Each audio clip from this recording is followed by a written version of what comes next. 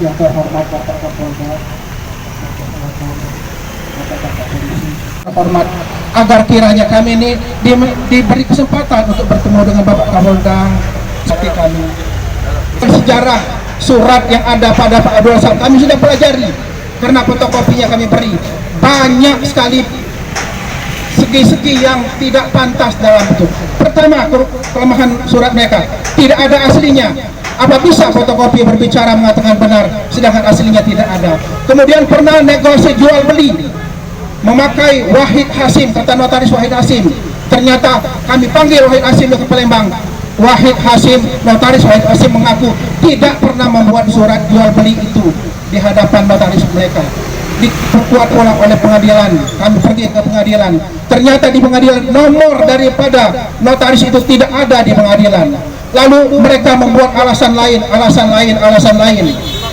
Sampai sekarang ini mereka membuat pernyataan lurah secara palsu. Katanya tanahnya didaftarkan dengan lurah seluas 90 hektar itu. Ternyata lurah mematah, ada suratnya pada kami ada. Lalu membuat lagi pernyataan dari RT ikut menandatangani surat mereka.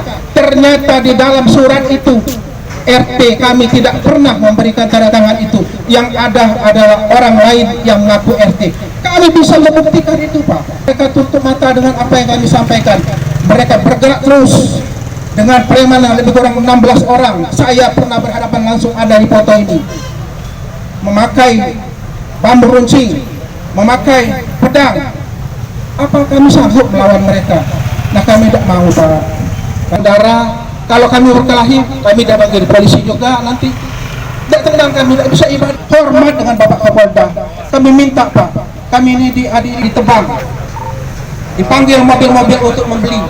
Mereka mengambil uangnya, itu mobilnya contohnya. Saya ada juga di rekaman foto saya ini ada. Itu semuanya yang terjadi, Pak. Kami hormat dengan Bapak dan Ibu benar-benarnya dari kawan-kawan kami ini. Jangan lupa subscribe, share, komen, dan like ya.